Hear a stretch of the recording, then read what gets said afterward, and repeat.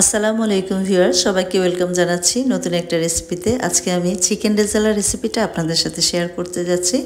আশা করছি ভালো লাগবে। তো প্রথমেই আমি এখানে নিয়ে নিয়েছি 2টা সোনালী মুরগি। এটা আমি রেগুলার সাইজে কেটে ভালোভাবে পরিষ্কার করে নিয়েছি।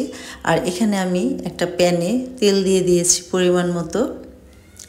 দিয়ে দিচ্ছি গরম মশলা, এখানে এলাচ, দারচিনি, তেজপাতা আর 5টা শুকনা মরিচ দিয়ে দিয়েছি যেহেতু রেজালা। আর এখন দিয়ে দিলাম 1 কাপ পরিমাণ পেঁয়াজ কুচি।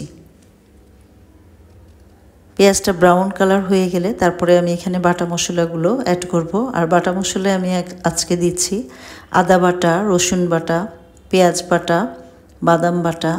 এই মশলাগুলোই আমি বেটে নিয়েছি।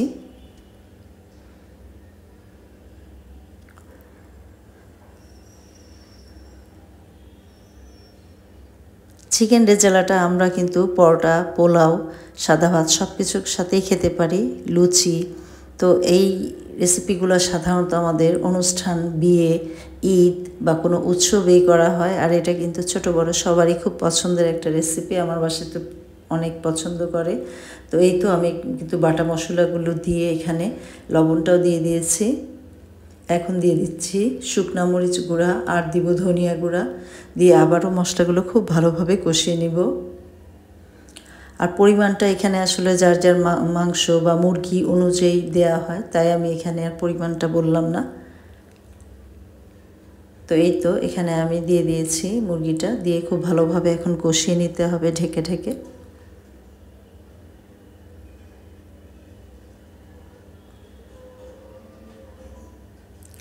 তো ঢেকে রান্না করার মাঝে মাঝে কিন্তু এটা একটু উল্টে দেখতে হবে, কারণ নিচে যাতে লেগে না যায়, যেহেতু আমি এটাতে ঝোলের পানিটা এখনও দেইনি।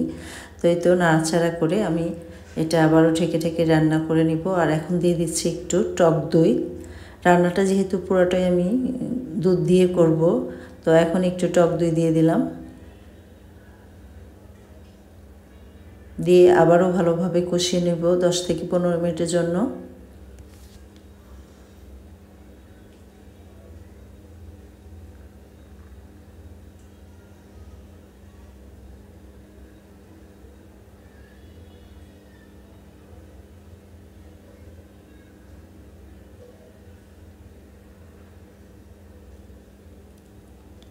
রান্না যত কষানো হয়, খাবারের টেস্টটাও কিন্তু ততই ভালো হয়।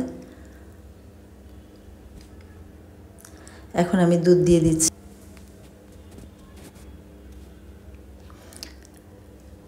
আরও কিছুক্ষণ ঢেকে রান্না করছি আমি 10 থেকে 15 মিনিট।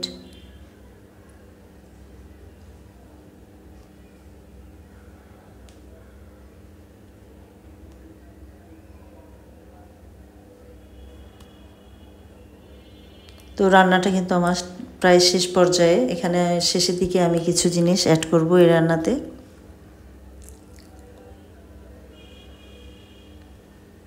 তো আপনাদের কাদের কাদের ভালো লাগে এইভাবে চিকেন রান্না করাটা অবশ্যই কমেন্ট করবেন। আর এখন দেখতেই পাচ্ছেন এটা ঝোলটাও টেনে গিয়েছে। এখন আমি দিয়ে দিচ্ছি আমার ঘরে করা ভাজা গরম মশলা গুঁড়া আর ভাজা জিরা গুঁড়া, দুইটাই দিয়ে দিচ্ছি।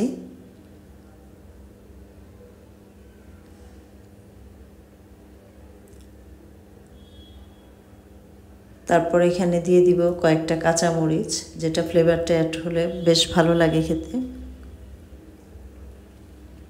সব কিছু দিয়ে আমি খুব ভালোভাবে একটু নেড়ে চেড়ে নিব।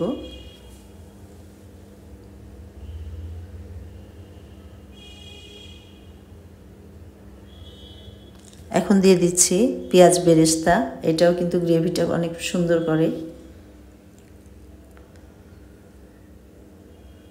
আর এখন দিয়ে দিব 1 চা চামচের মতো চিনি, যেটা আসলে খাবারের টেস্টটা ব্যালেন্স করে। যেহেতু আমি এখানে টক দই দিয়েছি, তো চিনিটা আসলে একটু দিতে হবে, তবে খুব বেশি পরিমাণে না।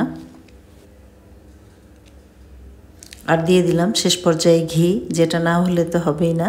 তো এই তো চিকেন রেজালাটা কিন্তু একদমই শেষ পর্যায়ে, এবং আমি এটাকে 5 থেকে 8 মিনিটের মতো দমে রাখবো। তারপরে কিন্তু এটা নামিয়ে আমি পরিবেশন করব।